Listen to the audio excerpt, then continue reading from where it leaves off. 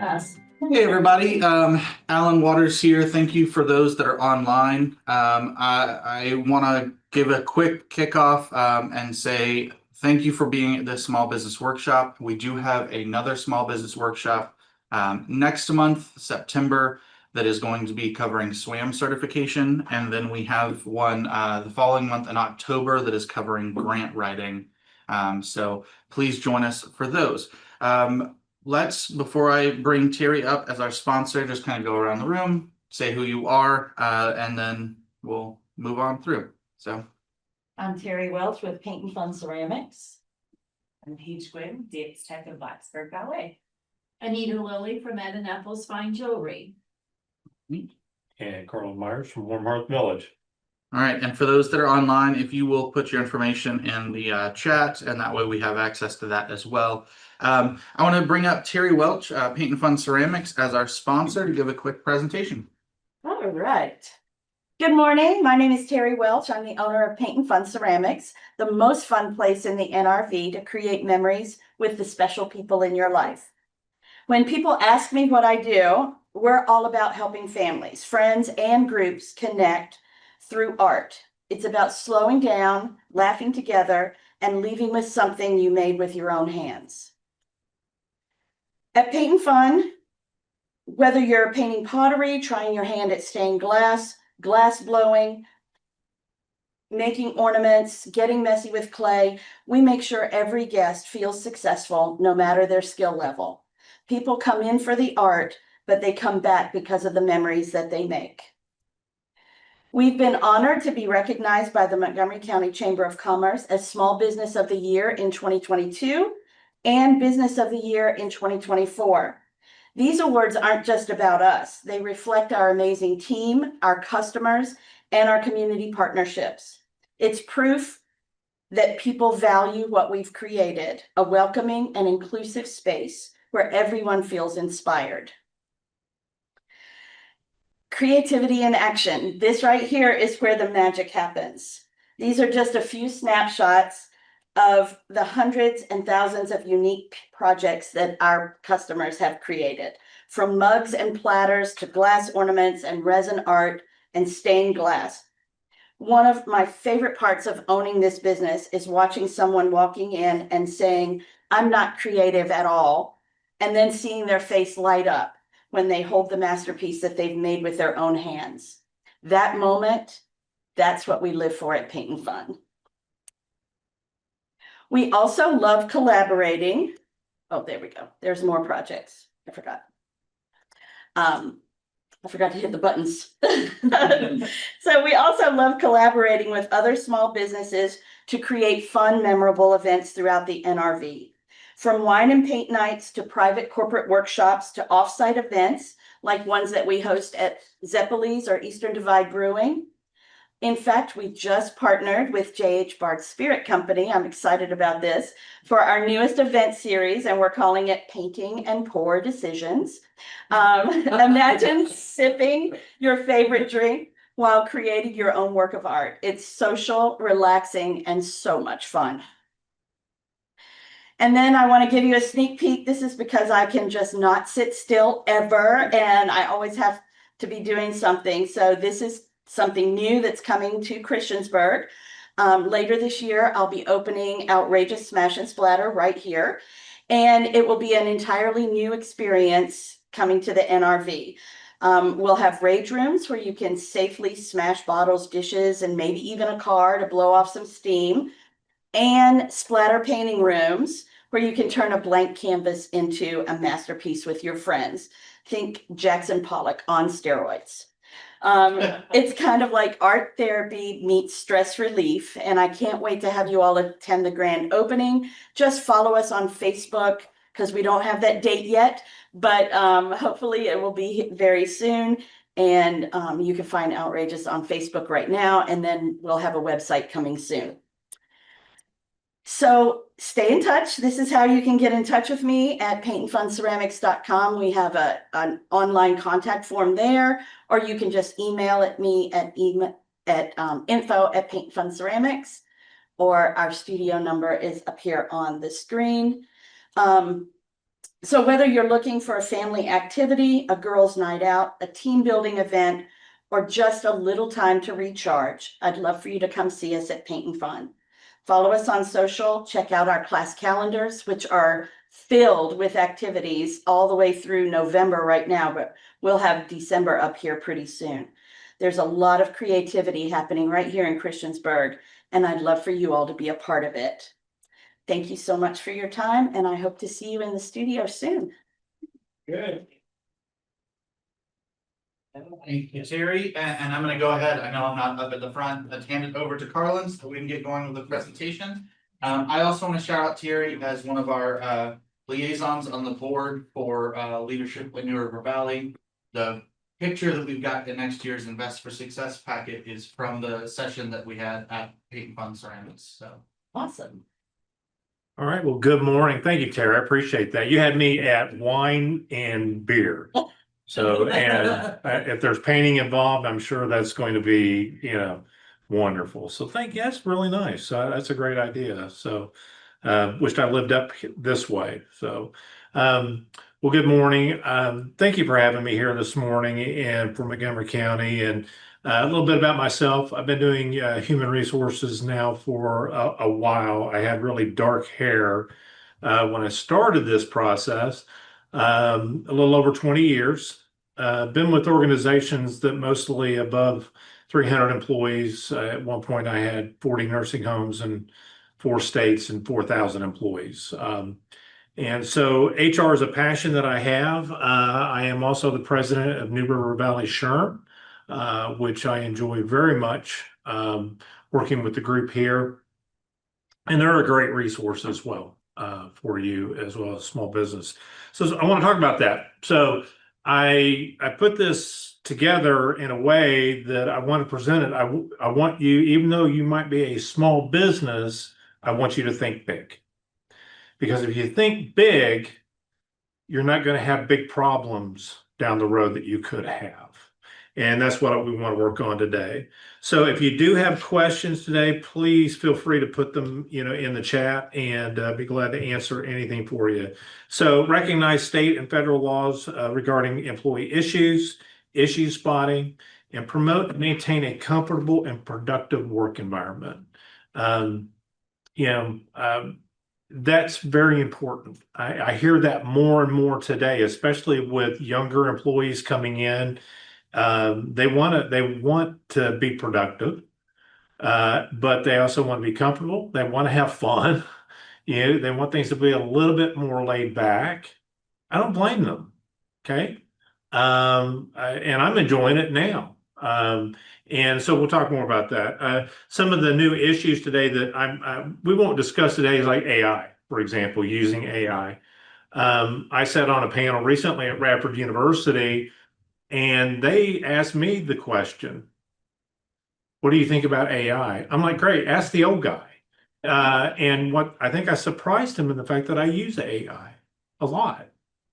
Now, I don't use it for recruitment. That's another issue down the road that I can come back and talk about, but using it to enhance the information and the product and the marketing and how you recruit, it's improving it greatly. So I like it. All right, so we'll talk more about what can hurt us. So let's talk about discrimination. Virginia is an employment at will state. Discrimination laws and public policy are exceptions to employment at will. Examples of federal and state laws, Title VII, 15 plus employees. So if you don't have 15 plus employees right now, you may eventually. And if you do, this could hit you square in the face. But these are the things that I want you to start thinking about now, how you hire people. So don't discriminate based on their age. With their disabilities, that they may need to use FMLA, Family Medical Leave Act, or don't violate state civil laws, right laws, and we'll talk about those. And if I mess this up, I do apologize. Cannot discriminate in any terms of employment on the basis of age over 40. Okay, Warm Hearth Village had to make a decision 3 years ago. to bring on a new HR director. I'm old. Okay. I mean, they could have said, I don't know. How much longer you plan on working? See, that's an illegal question. You can't ask that question.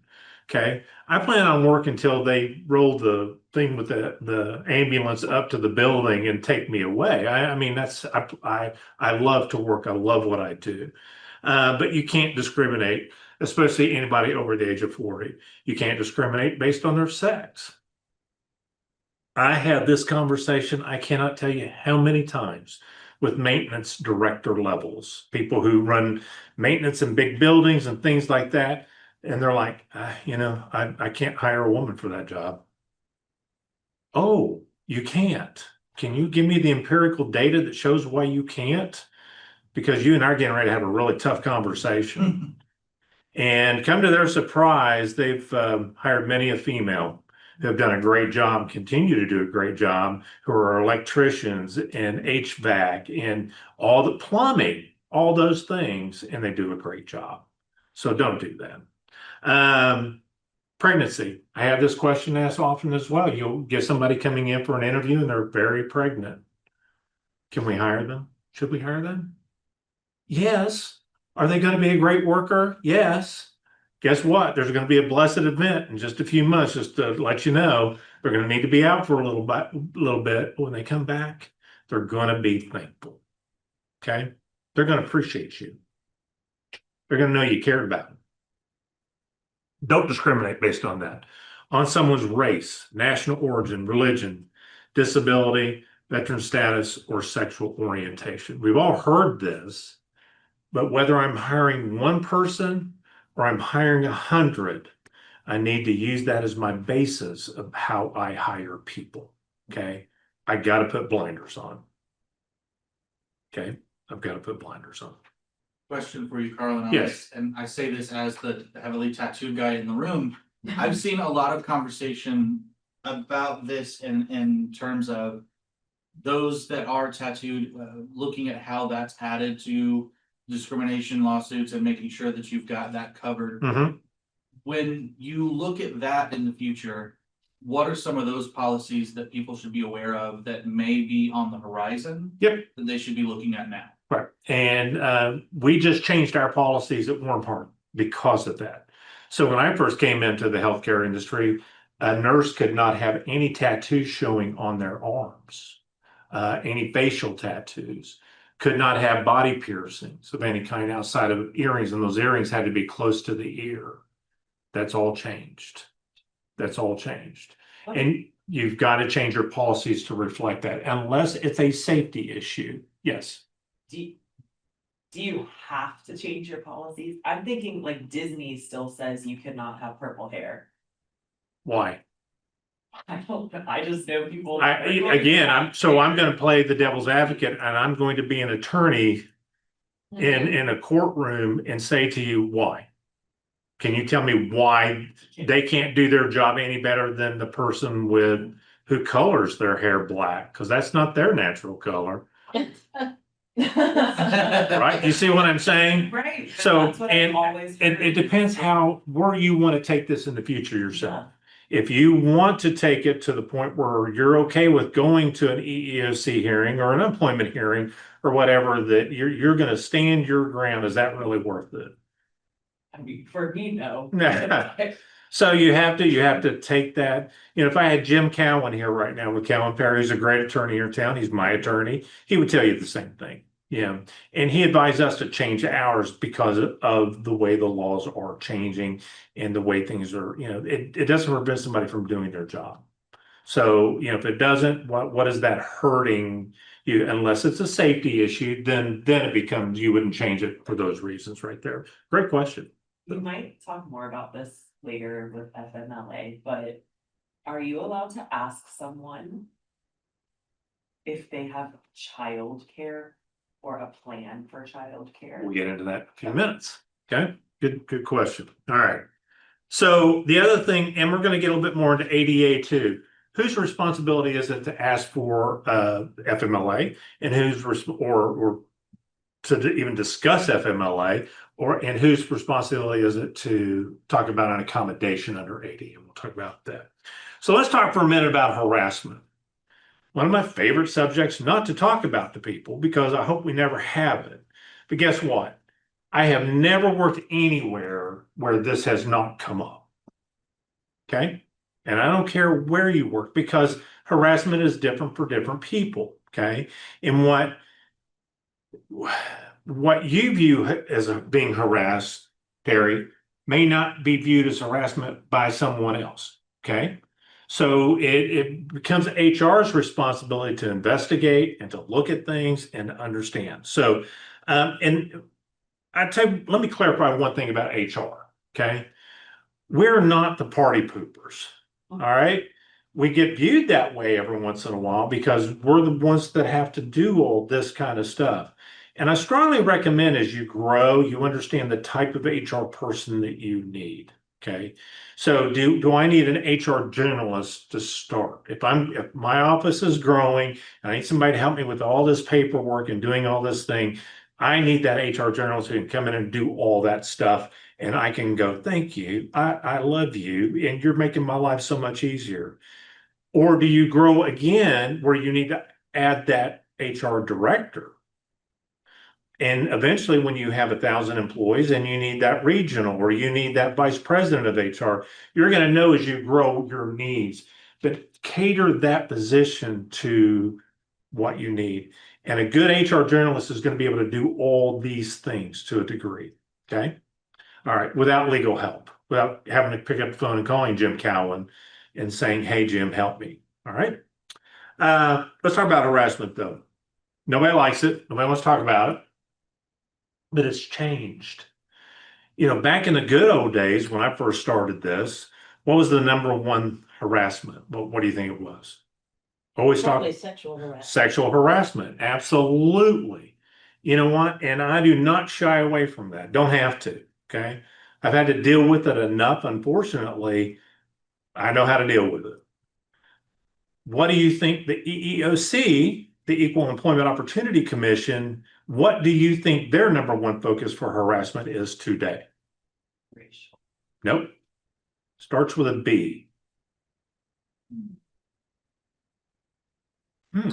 Happens a lot in the middle school and in the high school. Bullying. Bullying. Bullying. That is a form of harassment that they are really paying attention to, that they are handing over big fines over bullying. And it can be really subtle. And can men be bullies? Yes. Can women be bullies? Yeah. Yes. And I've had that happen. I've had to terminate some of our employees that I've worked with in the past, both male and female, for being bullies. Okay. So it is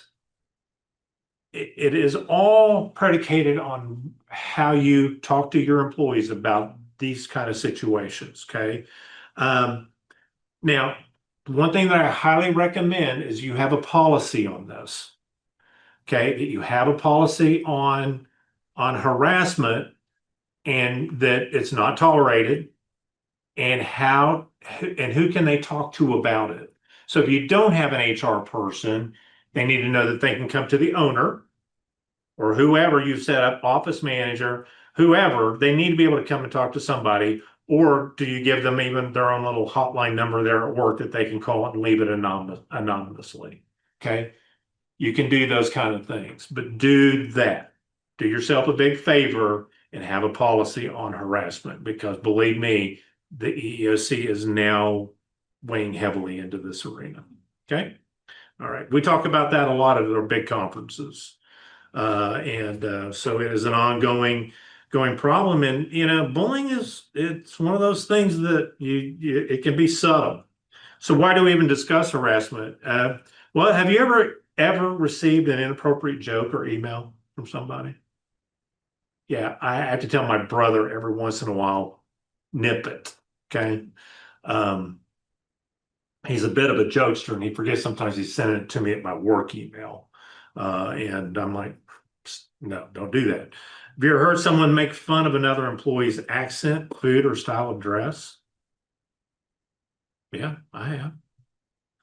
Ever quit a job to get away from a bad situation with a supervisor or coworkers? Say it what it is. Have you ever left a job because of a bad boss?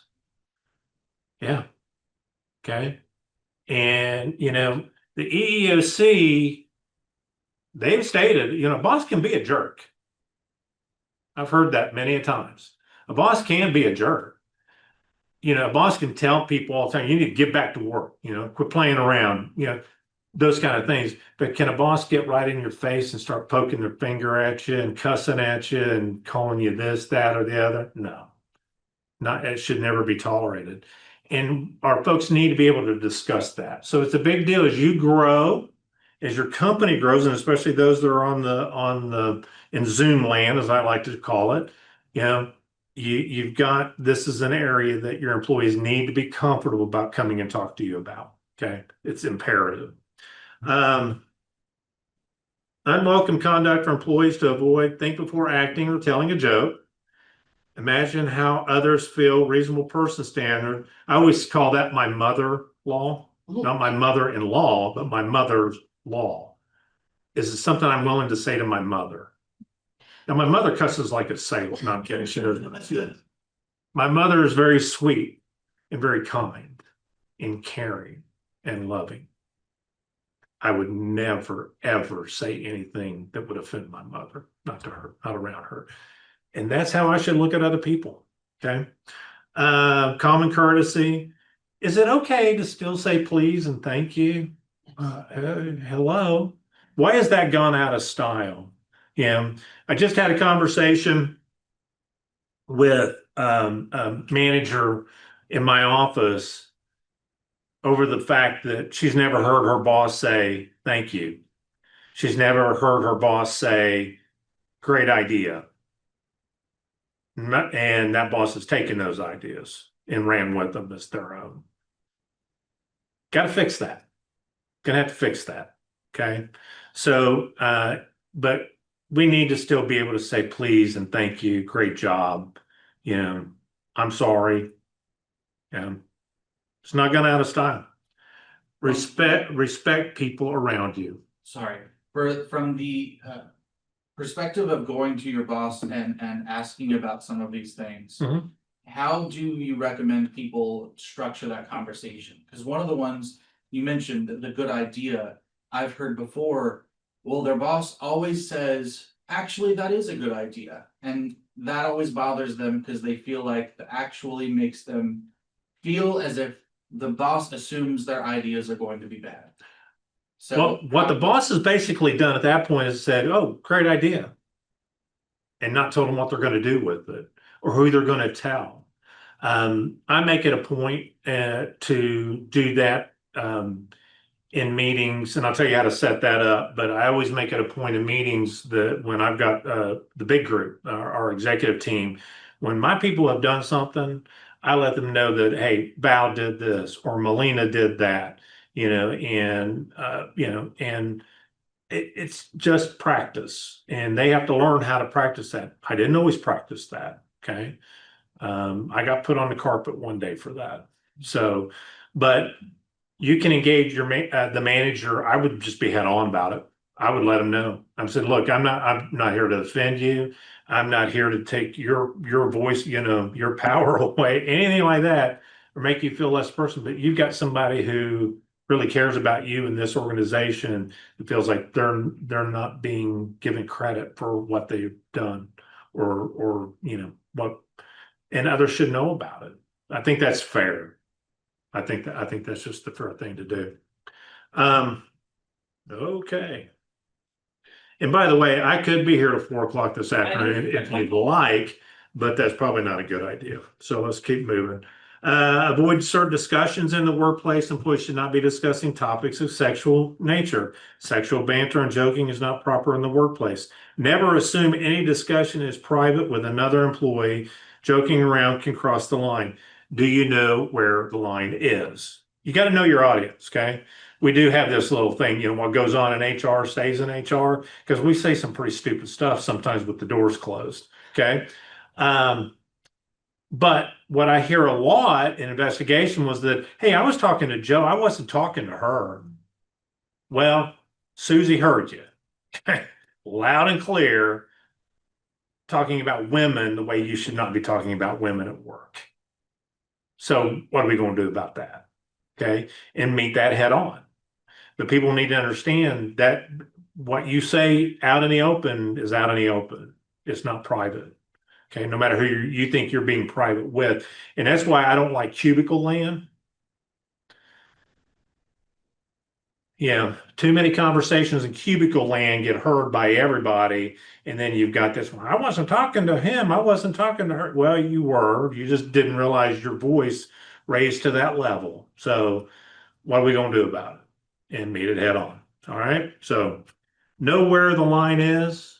Know where the line is. Be careful what you say. Harassment policy, again, have that. More than one person can take complaints. Retaliation is clearly spelled out in the policy. You cannot retaliate against somebody who files a complaint. So what if you're the owner and somebody files a complaint against you? You're going to just fire that person? You can't do that. Okay, you can't do that. I will be honest with you. I've actually, as director of HR, I had a harassment complaint filed against me at a company. Scared me to death. I had no idea what I had done. And what I had done was this. It was very simple. And this is one of the things I want everybody to always be careful about. I went out to the warehouse. We had an equipment operator leaving, and she was moving on to another company. Done a great job. Been with us for like 5 years. I went out to congratulate her with her boss standing next to me. I put my hand on her shoulder to thank her, and I touched her. Not meaning to do anything other than say thank you, and I invaded her space, and I didn't know. Learned a very valuable lesson that day. Never done it since. So you got to know your audience. You got to know your space. You got to know that everybody's entitled to their own space, and just leave that alone. Okay. They want to come up and give you a big old bear hug on the way out the door. Let them come and give you a big old bear hug on the way out the door. But let them initiate that and not yourself. I work with some non-huggers. I found that out. Okay. So that just happens. All right. So if somebody does also this, just understand this. If somebody comes to you with a claim of harassment, you can't tell them, we'll just keep that between you and me. No. Sometimes you got to tell other people, and you got to get other people involved. And if they may come to you, you may have an HR person by this time. You're really going to need to fall on that HR person to help take that load off of you, okay? And take on some of the work so you can focus on running the company while they take care of that. Or you may have to pick up the phone and call Jim Cowan or Todd Leeson or any of the numerous attorneys I've used through the years to help them take the load off of you. Okay. So, but you cannot promise confidentiality. And once a complaint is stated, it must be investigated. Do not do what a lot of people do. Oh, thank you for telling me, and just stuff it in the drawer. Okay. And do nothing about it. Because if you keep stuffing it in the drawer, when you finally get that EEOC complaint, that drawer is going to be opened. And they're going to want to know why you didn't do this on this date and this date and this date and this date and this date, and you allowed somebody to keep harassing that person. All right. So be very, very careful. I'm not trying to scare you. I'm just speaking from experience up there. So there's two types of harassment: quid pro quo, this for that, benefits in exchange for sexual favor, hostile work environment, bullies. They look at the frequency of the conduct, the severity of it, physical, threatening, or humiliating, and then necessarily interferes with work performance. I can guarantee you, I don't know if any of you all here in the room, if your boss was in your face every day, yelling and screaming at you, cursing and all that, you think that would affect your health at some point? Yeah. Oh, by the way, that can lead into a workers' comp claim as well. So not only do you got the harassment claim and all that expense of taking care of, you may have pushed yourself into a big workers' comp claim over their health. So be careful. Forms of hostile work environment is physical touching, verbal comments, visual pictures, emails, etc. You got to be very careful how we make fun of people. When a supervisor or manager receives a complaint, he or she should immediately contact their owner. This is true even when the employee says, I don't want you to do anything. They've come to you. Of course they want you to do something. They're afraid they're going to get somebody else in trouble. The person that's causing them the most grief and pain, all of a sudden you got this loving person now saying, don't do anything to them. Something needs to be done. So we need to do it. Okay.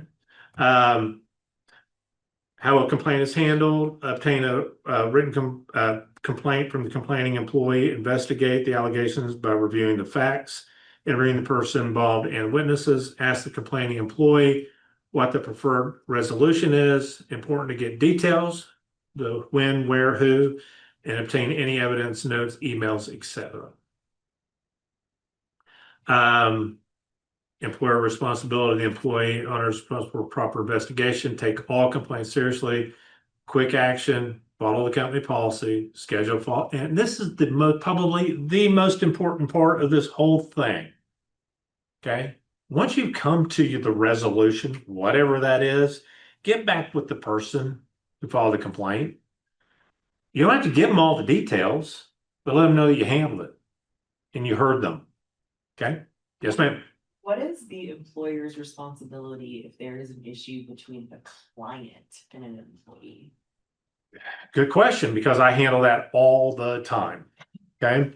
So we deal with our own clients who want our health care. Every once in a while, you will get a bad actor. Okay.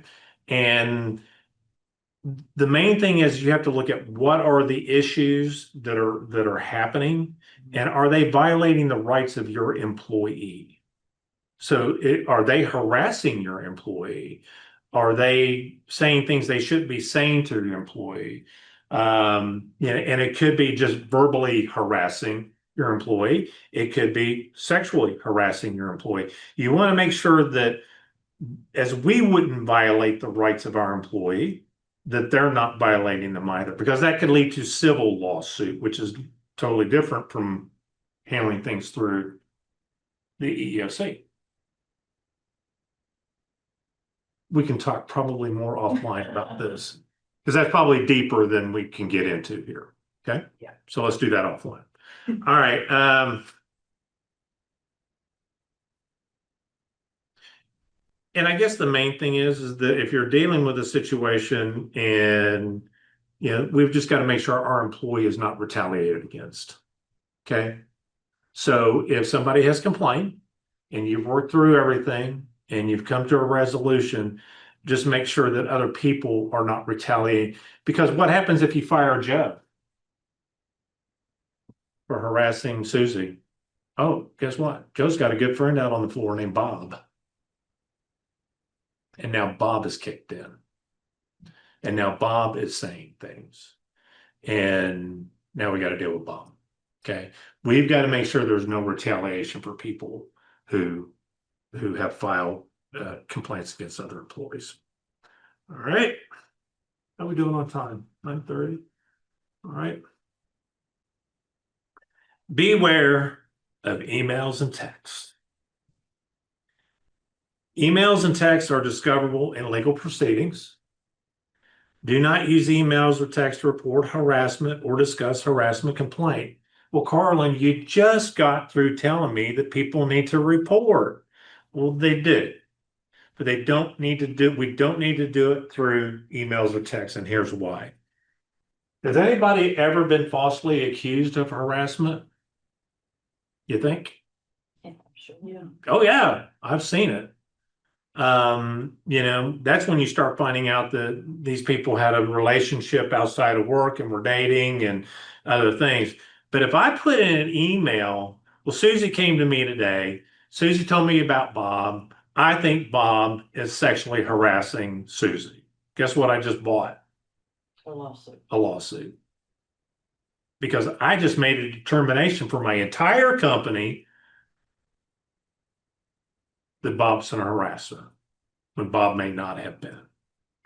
So we have to be very careful. That's why I always tell people, you come to whoever it is, you come to HR, you come to the owner, you come to the supervisor, and you put it in writing. What happened, okay? But don't do it over emails and texts. Employees should not be using work emails or text to forward jokes or anything inappropriate. That's why I have to get on to my brother every once in a while. This is my work email, not my home email. Council employees who are using emails and texts inappropriate, computers and all contents belong to the company, okay? So if you got somebody that you've given a laptop to use at home and all that, and they've got child porn on it, well, that could be a problem, okay? We need, that's discoverable. And when they say, well, that's my computer, you let me work at home. No, that's our property. Okay, you have a right to look at it. Here's where it can get you in a lot of trouble by when I'm talking about that. There was an organization out in Arizona, a hotel chain, and an employee complained about the fact that he was being harassed because of his race and religion. They made fun of the food that he ate, how long his hair was, just different things about his nationality, on and on. Reported to the supervisor. Supervisor took the report. Everything was going fine here to this point. Up until the supervisor decided to send an email to his buddies in the organization on, about this guy, and started making fun of him himself and added to it. And they just kept adding to it and adding to it. And they kept building this email chain around the company through their organization. And guess what? He filed an EEOC complaint. And I can tell you right now, you do not have a checkbook that can write a check for $1.5 million, correct? No. And by the way, the EEOC does not have a payment plan. They expect you to fork it up at that minute, okay? Or very soon thereafter. So it's important that you don't use emails for those kind of things. Don't. It can get you in a lot of trouble. Be professional. Consider whether you would want remarks quoted or your actions videotaped, the mom rule, as I like to call it. Consider whether you want others to read your emails, and if not, reconsider whether your behavior is appropriate. Be courteous, no obscene language, no dirty jokes, no terms of endearment. Honey, baby, sweetie, sugar. I thought my name was Sugar for the longest time. I went to work at a furniture manufacturing company right out of college, and I didn't know the difference. 10 years in the military, got out, got my degree, went to work. I had over 100 females working me in this department. Okay. It was like the marketing arm, all this other stuff, accounting, everything else. I thought my name was Sugar or Honey, one of the two. So we had a brand new vice president of human resources. I'm an operations guy at this point in my career. I'm not even HR yet. She comes in, and I was walking her through, and I said, let me take you out to some of my ladies and introduce you. And she goes, stop right there. They're not your ladies. And, am I supposed to do something with this? Restart now, pick a time, remind me tomorrow. No, I can just. Remind me tomorrow. There we go. So I didn't really know what to say at this point. I was getting ready to get a valuable lesson. But I gave her a valuable lesson that day too. I said, do me a favor. I said, I know where you're going with this, and I will not do that anymore. And I said, I appreciate it. I said, I'm learning. I said, but when you go out to that floor and they call you Sugar and they call you Honey, do not embarrass them. Because I said, you will. I said, that's how they are. That's just the language. That's just the culture that's here. So we have to know our culture, and we've got to know our people, and we got to know what that line is. Okay. And sometimes somebody will inform you what that line is when you least expect it, but it was a learning experience. And the biggie again, no touching. Okay, no touching. And I'm going to tell you a true story, and I'll make this very quick because it really rang true for me in one of my nursing homes. Oh, sorry, I accidentally CC'd you on an email insulting you. And I don't know if you've ever done that before, but I have. So I had a administrator trying to direct somebody out the door, and your computer loves me because it keeps popping up stuff. So she was trying to get this person out the door. She was terminating. It was a nurse. And you got to understand, Patsy lets me tell this story all the time. I love Patsy. She reminded me of some of the old-timey actresses, just always put together so well. She's one of the original nursing home administrators in Virginia when they had to get licenses and get CEUs and do things to keep their career going. Wonderful lady, became like a mother to me. But you can imagine when she helped this lady, she was helping her out and she grabbed her elbow to help her out the door. She said, honey, you got to go. Because this nurse was just having a meltdown and she needed to go. No big deal, right? It was no big deal till the police showed up the next day to arrest Patsy. Oh, Yeah. disgruntled employees can be. For assault and vicious. battery. Well, we were horrified as well as an organization. So the day of her hearing, two of the owners of the company were there, a standing governor was there, two standing state senators and congressmen, because she'd been on many, many boards for the different political organizations. They loved her. We all loved her.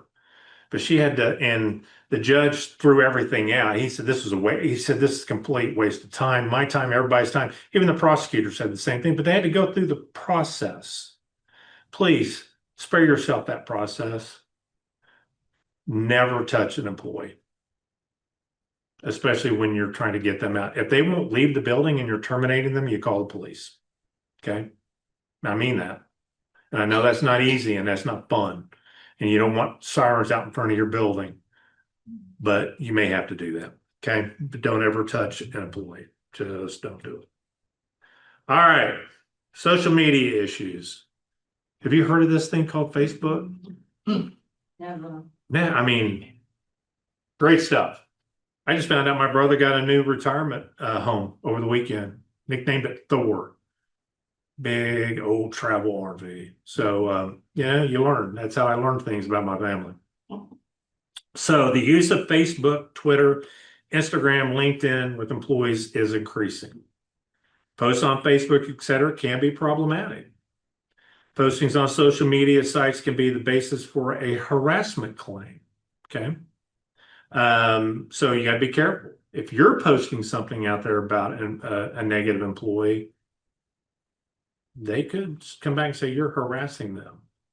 Or if a supervisor is. So we have to kind of have to watch that, what our supervisors and managers are posting about our own employees. They shouldn't be doing it. Public information can be the basis for discipline. Well, I can't help it. You saw me get into that bar fight, well, guess what? It was out there. And do we really want you working for us?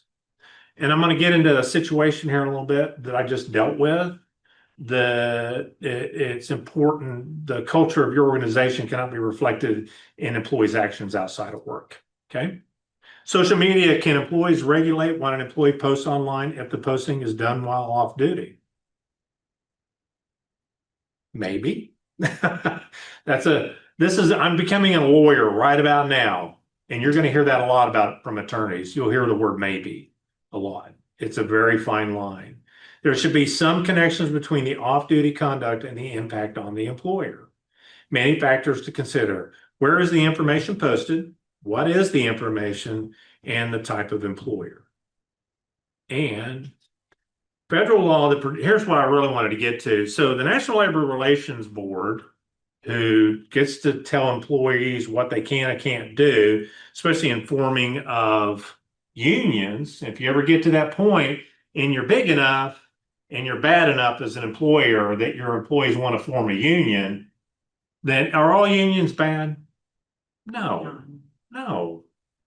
There are some, but there are some that overextend their powers and try to do things and make it sound like they can tell the employer what to do or not to do until they lose their jobs because the employer goes under. Okay. Here's what the NLRB has said. That it used to be, remember the day when you and I first started working? Me? Yeah, remember those days? I guess. Been a while back, probably. It had been for me. And you couldn't talk about how much money you made. Remember that? What would happen if you talked about how much money you made to your fellow employee? You could get fired. You get fired. You can't do that anymore. Okay. They can talk about what they make. They can talk about all that kind of stuff. Okay. It is protected conductive activity. If one or more people are talking about work-related conditions or issues, even on the internet, that is protected according to the NLRB. Yeah. Yeah.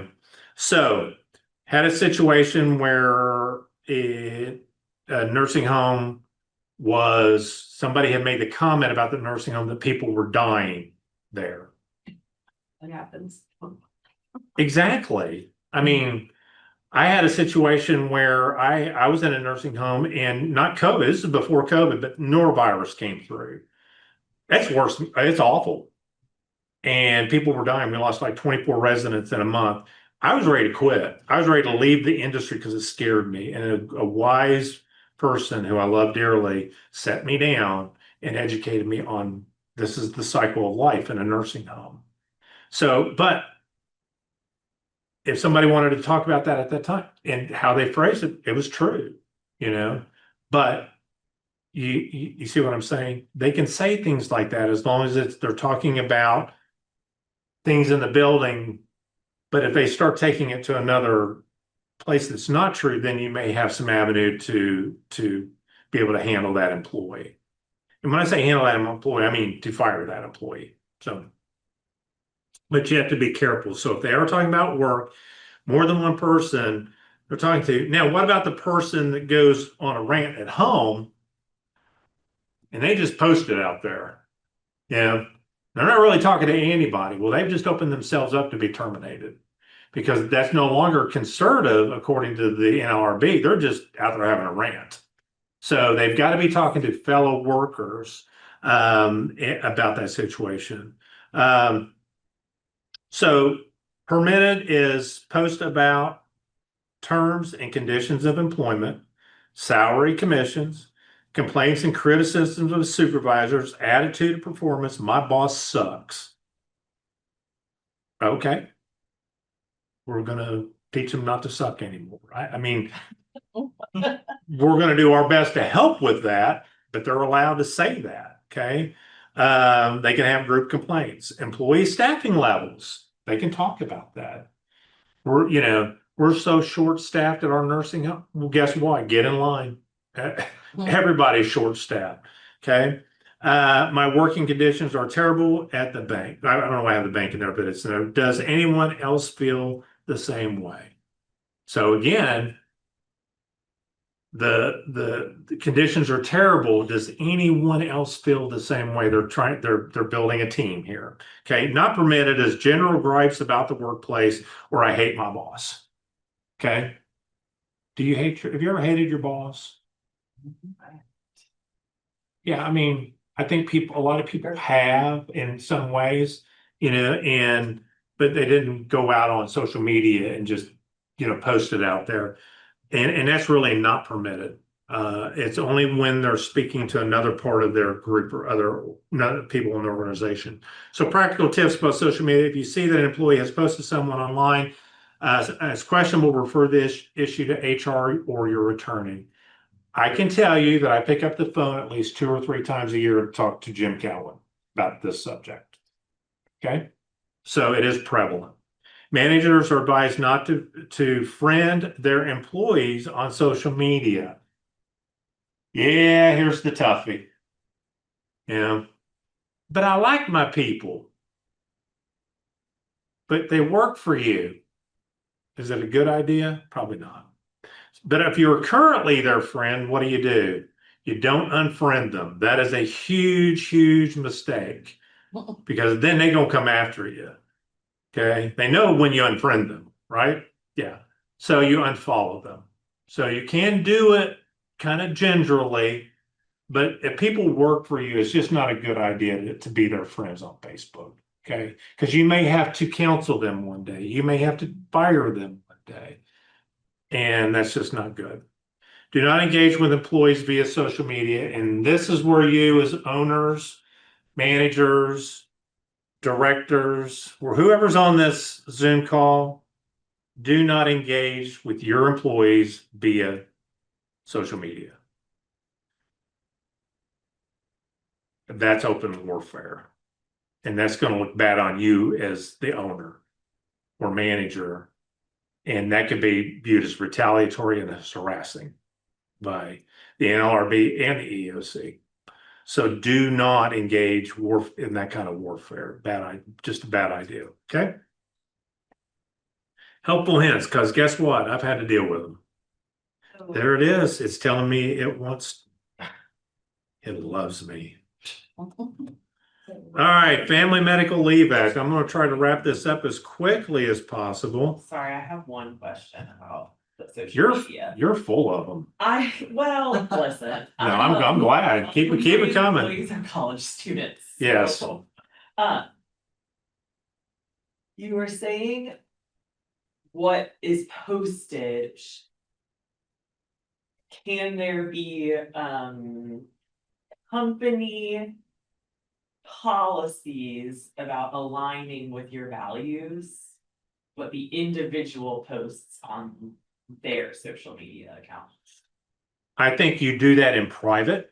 Okay. I don't think you do that back through them in their social media. That we have okay, Warm Hearth, we have retire.org, which is our main website, which as a nursing home company, I could sell that for $1 gazillion. I told them, I said, yeah, there's your money maker right there, our name and our website. But then we have Facebook. We have our own Facebook, and we have an employees page, Facebook. So we do a lot of things with the employees and posting out there and do all that and all that. But when we watch all that. So when somebody posts something they probably are not good, we confer back with that employee and say, hey, can you take that down? Because that doesn't conform with the purpose of our Facebook. And I'd hate to have to take you off of our Facebook. That's their personal account. You can ask them to take it down. Okay. Usually I just say, keep it clean or keep the kids off of it. And if that works, that works. But you may eventually have to get to the point where you pick up the phone and say, hi, Jim, it's me again. Got this situation. How should we handle it? And he may handle it where he sends them a nice little letter in the mail and scares them half to death. And, I've had a situation where I had to do that. And persons that I did not realize that I'd taken it that far and took it down. Have releases where your employees can post pictures of the children. But it's not, they'll post themselves like underage drinking or something. And I'm like, hello, we all know that you're underage. And this 12-year-old. Yeah, that's what they're. So, we fall into the situation where if they accidentally take a picture of a resident and put it on their Facebook, that's problematic. That can be really bad because, we have to be very careful about that. And, if they were posting things with the kids and stuff on theirs, then you've got a problem and you need to deal with that. So that would need to come to an end. Even if the parents thought it was okay, I would say no. I would say they need to not do that. Like you said, keep it clean.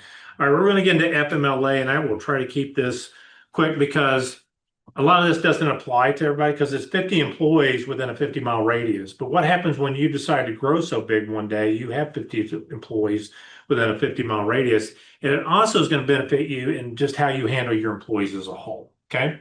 So, like I said, FMLA is up to 12 weeks of job-protected leave if they're pregnant, parental care, serious health condition of employee or his immediate family. So I'm so weird in my family that I have intermittent FMLA for myself.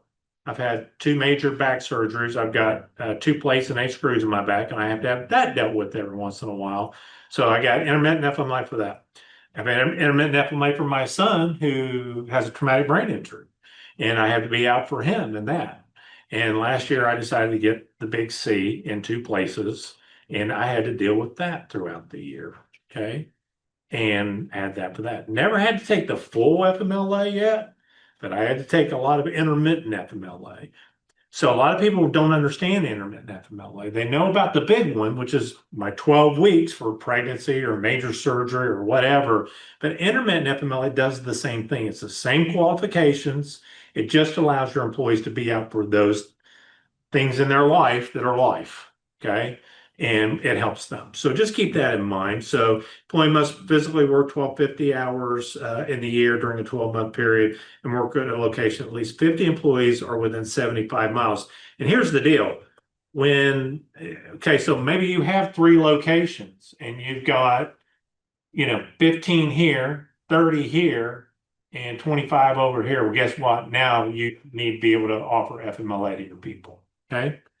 So the law is this. I'm not going to spend a lot of time on it. I could spend a day talking about FMLA and what it covers, what it doesn't cover. Can it be abused, especially the intermittent FMLA? Oh yeah, yeah. And here's the sad part. Once you authorize them to be on intermittent FMLA, if they say they're out for that reason, you can't ask for a doctor's note or anything. Okay. So they just gotta take them on face value that's what they're being out for. My boss knows when I'm going to be out. Put it on his calendar. He knows what I'm going to be out for. So I want him to know. I'm going to be honest about it, and so he can track it as well. So I've answered about 1,800 questions for your computer so far. There we go. Let's see.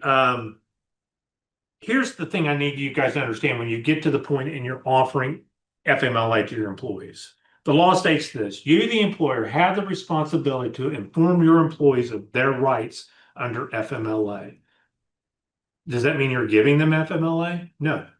When you know somebody's going to be out for 3 days or more and you need to be able to offer FMLA, you've got to let them know that they can get it. That's the law. You, the employer, have the responsibility to inform your employees of their rights under FMLA. That is verbatim the law. Okay. One of the best laws ever written. They've not been able to change FMLA for years because of it. They just made a change recently, and I'll get into it in a minute. It wasn't even done under FMLA. They had to take the ADA route to do it. Okay. So just remember, who's responsible for telling their employees of their rights under FMLA? You are. And there's nice governmental forms that are out there. All you gotta do is print them off and hand it to them. Okay. All right. Whose responsibility is it to tell their employees? Employer. Thank you. Okay. I'll repeat that till I die. So there we go. Intermittent FMLA leave can be a block of time or intermittent. Employees can request hours of work instead of days or weeks. Like yesterday, I was gone from, I don't count 7:30, but I was at the VA at 7:30 in the morning. I left there at 10:30. I was up here by noon. That was my block of time. So it counts towards your 12 weeks. And in most cases, it has to be granted. So you've got to go through the same forms, everything else, the medical certification. And who can sign? Here's the other thing that's been really weird lately. Who can sign medical certification? Healthcare provider must notify the employee the certificate is required. Once the certification is returned, employer must send second notice confirming the leave. And if they don't return the certifications once you've given it to them, then you can count it against their attendance for not completing what they were supposed to do under FMLA. The thing is, who can sign it? Any doctor, nurse practitioner, midwife. That's a new one. Midwife can sign certifications. So most anybody. podiatrists. I mean, no matter what, depends on what they're going out for. Doctor's a doctor's a doctor. My niece is an NP. I can't trust her yet. She's only 23. She's an NP at 23. That's crazy. You know, but yeah, I need my doctors to have a little age on. I'm like the little, kind of like my pilots. You know, Discrimination, that's age oh, discrimination. I don't care. No, that's just a personal preference. I was in the military, remember? Yeah. Let's see here.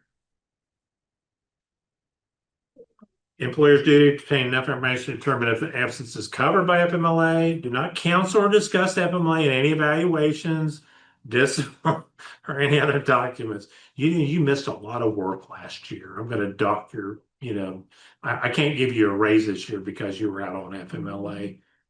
Don't be a nincompoop. I mean, don't be that bad employer. People can't help it when they're sick. Okay. Do not discuss burden due to the absence.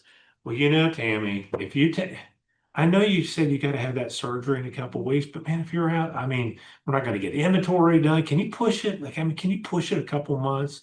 I know you needed that open heart surgery, but can you push it? No, you can't do that. You just can't, don't. They got to go out. They got to go out.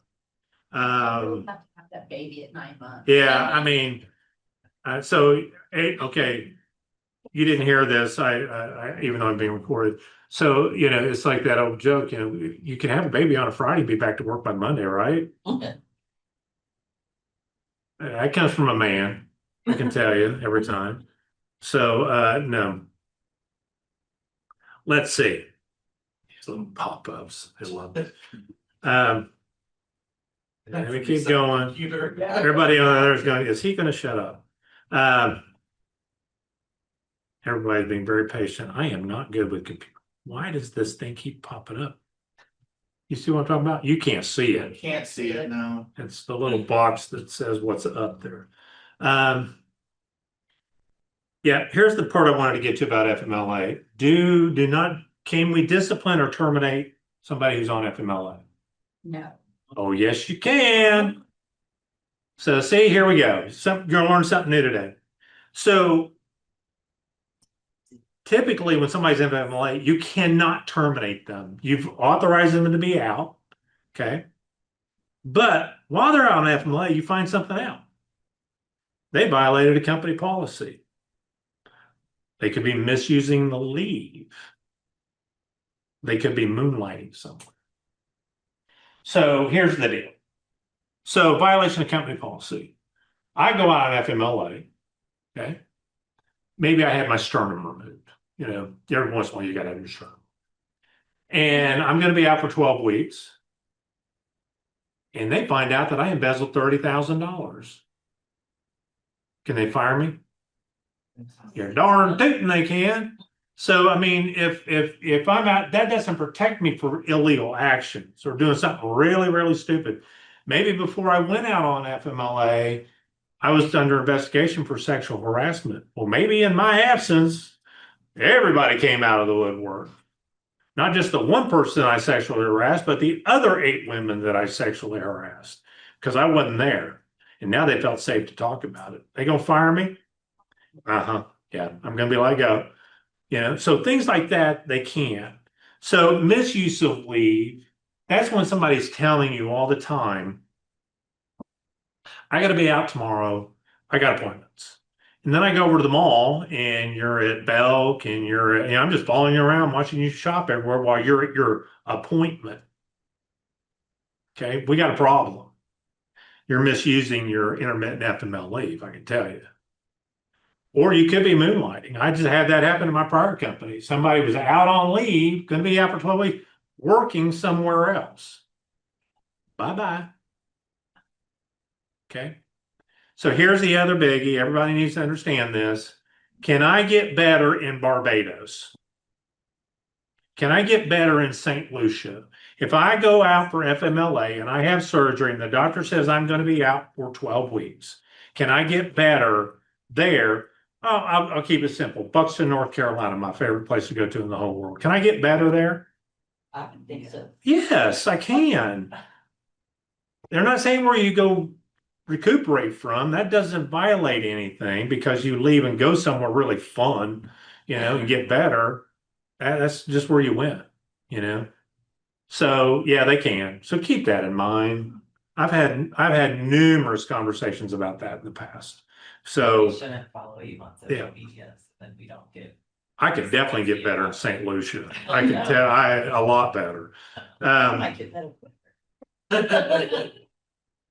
Individual liability and your protection. This is important. You can be held personally liable even if you're doing your job. Use caution in dealing with attendance issues. Management should consult with HR to get clearance for any disciplinary action against someone who has taken or has requested leave. So somebody's out on FMLA and you just make the arbitrary decision. I don't like this person. You know what? I'm just going to go ahead and fire them. I'm cutting their job out. I don't care if they're on leave or not. You and I are probably going to have a talk. Okay. And you could own that lawsuit yourself. You can be personally sued for violating somebody's rights under FMLA. So that's why we take it very seriously about terminating somebody if they're on FMLA. All right. FMLA, ADA, and HIPAA. When should you ask what? If an employee calls in sick or tells you you need a need for leave, ask questions to determine if it's FMLA. That's our job to determine. If they give you it's none of your business, stop them right there. It's our business. We have a responsibility, according to the federal government, to ask what's wrong with you. Okay. That's not protected information on their part. They've got to tell you what's going on. If an employee has performance problems, do not ask about possible medical conditions. I've noticed, Carlan, that when we're in the meetings, you have to have them repeat a lot of stuff. Why is that? Are you going deaf? You can't ask that question. Okay. I had to personally figure that out on my own. Actually, I took my hearing aids out because they went dead right here on the table. So if I sound a little loud sometimes, it's because I'm compensating. But they knew it. But they knew better than to ask me the question why I wasn't hearing well. What was my problem? Okay, can't do that. Because we could set ourselves up for bigger issues where we're paying for that hearing aid. And I've had that happen. I've had people say, hey, I know they got a hearing problem. Can we pay for their hearing aids? Don't go down that path, nice person. Because now you're going to have to pay for everybody who ends up having hearing problems in your organization. And as you grow, that could be a lot of people. Okay. And you could start getting an aging workforce in your organization. You can start paying for a lot of stuff. Okay. Like that. $5,000. I can tell you right now what that runs you. Okay. But always counsel on job performance. That's important. HIPAA requires that any medical information you receive, you keep confidential and keep it in a separate file and not in their employment file. You need to have two files, employment file and employee file. Okay. So very, very important. All right, we're getting through this. If I get the little box off here again. That's going to haunt me tonight. So American with Disabilities Act. Remember what I said about whose responsibility it was to ask for FMLA or tell the employee their rights under FMLA? Who? The employer. ADA is different. It's the employee's responsibility to ask for a reasonable accommodation. Okay. We can't discriminate to people about their disability. What if a person like my son walks in to you and he walks in and you can tell he's 6'5", you can't miss him. And his left side is drawn up like this. And he limps like that. You gonna give him a job at Lowe's? That's a tough job. He's been there for 9 years. And when he went for his interview, HR dad had to take a step back because, I want the best for him. And I want him to be protected. and I want him to feel good about what he does. When he got home from the interview, I said, "Well, how'd the interview go, son?" He goes, "Pretty good, Dad." I said, "Well, really?" He says, "Tell me." I said, "So tell me, what they ask you about your disability?" And he paused, and he looked at me and said, "They didn't ask me anything about that." I said, "Good. Oh, They did their job. They did their job. And they do a great job." Kyle, one of his coworkers in a wheelchair, works in paint. He can mix paint and do the job better than most people who can get up and walk and do it. Stephen can do the same thing with one arm that most people can do with two. He cuts glass better than anybody at the Salem Lowe's. Plexiglass. Matter of fact, people will wait to come in. And why is that? He takes his time. He has to take his time. In doing so, he gives them the best product. So, we have to be careful about that. We can't discriminate on what we see or hear. It's, can they perform the essential functions of the job? There you go. I get very passionate about that. I should probably tell. Okay.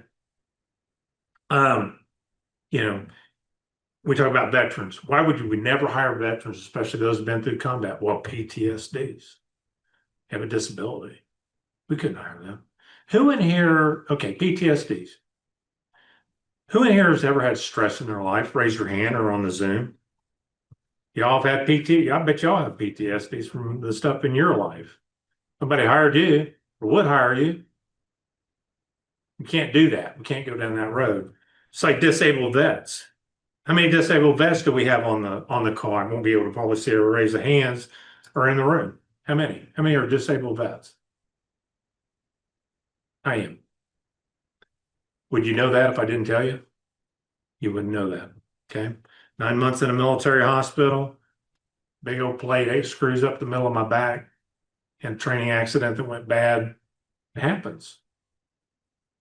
I'm thankful for the care I've gotten, where I've been, but you wouldn't know that if I didn't tell you.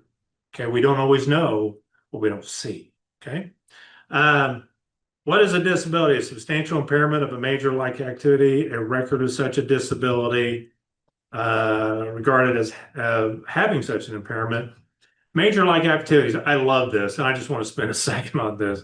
So if I have to guess what a major life activity is, it used to be breathing, talking, standing, sitting.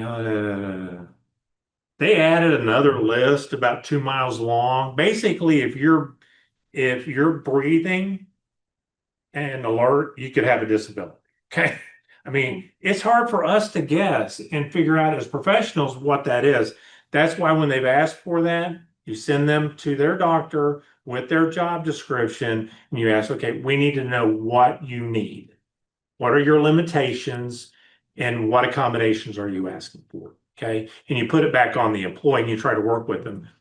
Do you have to accommodate somebody who has a disability? I don't think so. Not always. Not always. It depends. It depends on whether it's a reasonable accommodation. Okay. And does it kind of go on, will that accommodation allow them to perform The essential functions of the job. So this is the example that I always give. So you've got a person who's in an office setting and they've got terrible allergies. There's a good common one, right? I'm in an office, I have terrible allergies, and I'm allergic to air. So what am I going to do? Well, they have these nifty machines out now. I don't know if you've seen them. They're electronic, hydrostatic. They're amazing, and they clean the air. They scrub the air. Everything's scrubbed. So you see them a lot in clean rooms. So we're going to get you that. So you can come in and you can work in this office, and that's only about $400,000 per unit. Is that reasonable? No. How about a K95 mask? They're about $595. That would be reasonable. That'd do it. There's your reasonable accommodation. $400,000? No. K95 mask? Yes. So you can come up with some answers. Some are reasonable, some are not. So it's what is a reasonable accommodation. Say you have someone that is I've had this situation, somebody's pregnant, wants to work through. They want a reasonable accommodation. For us to do that, she could no longer perform but about 25% of her job. For us to be able to do the other 75%, we're going to have to hire somebody and have them work beside her to do the job. What do you think the attorney said about that? No, that's not a reasonable accommodation. You shouldn't have to hire somebody to have somebody do their job just so they can stand there and watch and get paid. So again, sometimes you got to pick up the phone and you got to say, Jim Cowan, I need your help. I'm plugging Jim Cowan today, if you haven't noticed, not intentionally. My buddy Todd Leeson at Gentry Lock would be having a fit right now, or some of my friends at Wiz Rogers would be having a fit. But Jim's here in town, and I'm going to talk about that in a minute. Some of the resources that you have. Try and get this. All right, I'm going to get with it. 88 questions to yourself. Did the employee tell you they had a medical condition? Did the employee ask for a change in the job, lifting restrictions, reduced hours or days? Something I've had to ask for our son is reduced hours. He can't get on equipment either, be on the big stairs, do those things. And he has my permission to talk about him, just so you know. Yeah, so there's many questions that you're going to have to ask. And again, I hope by the time you get to that point, you have an HR person that can help you with this. But talk about disability discrimination claims. Once the employee requests an accommodation, the employer must engage in an interactive process with the employee. And that's a key word, interactive process. You got to talk to the employee. So keep talking. Okay, until you both understand, hey, either we can do this or we can't do it, but keep that communication going. That's very, very important to the EEOC that you do that. Okay, it will save you if you can demonstrate that and that it's documented. And just document. And any quote. In the end, we're all members of the same race, the human race. We all owe each other charity and dignity. Just a little from all of us will make the world a great deal better at no economic cost. And I say that a lot. I use the word grace a lot. To me, if I can give somebody grace even when they're in my face, that I'm going to be the adult in the room at that moment. And as owners, or something that you can give to your future supervisors, managers, people that are going to work for you, is to understand that there always has to be an adult in the room, no matter how passionate you are about something. And sometimes you have to pull yourself out of that situation. You're going to be so close to it that you're not going to be able to do that. You're going to have to learn, who can I give this to help me do that? Okay. So it's very, very important. You have some resources too here in the Valley with your SHRM group here. We're about 100 members strong with our NRV SHRM. And we have a great board. I have some folks on that board that are much smarter than I am. To show you how smart I am, 3 years ago, I called the state SHRM office, said, hey, I'm back up in the Blacksburg area now, and I'd like to help out. I'd like to help. Optimum word. And next day, the president of the state SHRM board calls me and says, hey, Carl, I'm glad you're back in the area, because I used to be on the board here. And we're glad you want to help. Can you be the president for the next 2 years? So yeah, there we go. So that worked out fine, and it worked out great, and I'm glad. But we have a great group of folks, and married to different businesses that they're in and they work in. So if you got a specific industry that you're in, I could probably find somebody to, bring in with you to help out anytime, and they love doing that. Also, if strategic planning, and I don't know if you know Wendy Glass, she's mean. I think her lady. I love her to death. She does a lot of training for us as well. So training, she's wonderful, and she can help also on planning. Like if you start growing and you've got some strategic planning you want to do, she's a great resource to help as well. And again, on the attorney side, yes, Jim Cowan, who I think he's trying to figure out how to slow down a little bit after he's had his own little health concerns lately. And I think he's trying to slow down a little bit. But again, Todd Leeson and his group is very prominent up here with Woods Rogers, not Wood Rogers. Oh God, he'd really kill me. Gentry Law, and then I know a lot of the folks at Woods Rogers in Roanoke as well, and they're very good at handling business type needs. Victor Cardwell, is he still there? I know Victor matter of fact, Victor and I just had a hug and a cry not too long ago talking about our mamas. So we ran into each other, and I've known Victor since I've been in this industry, and he's now the head of the Bar Association for Virginia. So good man, and he would be glad to get involved. He was mine. Yeah. So it's really funny, and I'll end on this. It's kind of anecdotal that we also want, we all wonder what's it like to be in front of the EEOC. I hope you never have to envision why, how, or that you would even want to be. But I recently had a case with the Pregnancy Disability Act. And again, there's a lot of things that we could get into that have become big sidebar discussions lately. But they say we violated the person's rights under Medical Leave Act. We did everything possible to make that a really good transition for this person, all that, and still got a charge against us. Neither here nor there. It has gone from being a charge to now just hanging out there with the EEOC. They don't know what to do with it because that particular statute occurred after they said the infraction occurred. So what do you do with that? You're going to try to charge us with something that wasn't even in effect yet. So these are the kind of battles that you can get into with the EEOC. I could not do it alone. Could not. And I've been doing this for I hate to say this, going on 25 years now. I could not do that alone. And that's why I involved the folks like Jim Cowan. Got a lot of great HR people that can prevent you from having charges or fees with attorneys. You can just call us up at SHRM or anybody, me up. I don't care. I'll give you the advice. I know the majority, 99.95% of the stuff, I hear seminars, I'm going, I got to taught that. Why am I here? But there comes a time when you get that little bit of question and you don't know the answer to, and you got to call. So I strongly recommend that. Don't try to go out on a limb by yourself. Take a few of us with you. We got great chainsaws. We'll help you cut the tree down and get back down all right. And, we'll be fine. Okay. And we'll help you do that. It won't cost you any money. Now, Jim may cost you some money. If we go to the attorney, but if you call us at SHRM, we'll help you out. We'll give you some advice. Okay. So any questions?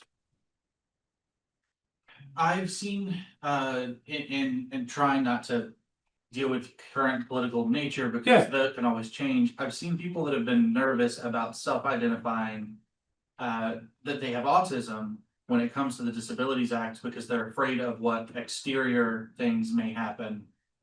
What would your advice be as they're going through that as a new employee or filling out the information on self-identification to applications? Well, number one, they're not required to. Okay. Number two, if they don't feel comfortable saying that to somebody, they don't have to. Okay. And can you perform the essential functions of the job should be what comes out of our mouth every single time. This is the job description. This is what I'm going to need you to do. Do you have the proper transportation to get to work? These are our hours of operation. Can you be here during this time and work till then and then? Can you do the essential functions of the job? Period. Things come up afterwards, then maybe there can be some interactive discussion and conversation between you and that employee. But it's really up to the employee to ask for any kind of accommodation from the employer, not the flip side of that.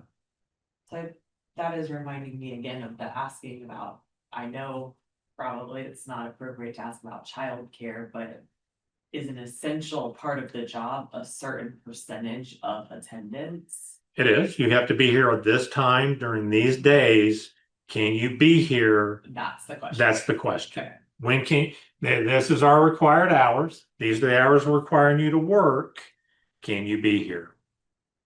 Do you have proper transportation? Not that do you own a car, because guess what? I ride a bike. Yeah. I ride a motorcycle. It doesn't matter how I get there. I ride a horse. As long as you're getting there, you're getting there. I just need to know.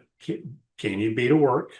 Can you work these hours and these what I need you to work? And these are the job functions? Can you perform these essential functions?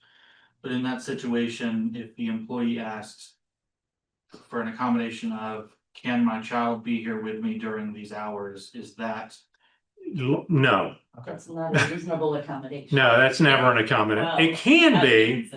It can be. You can make that a part of your, we do, okay? Yeah.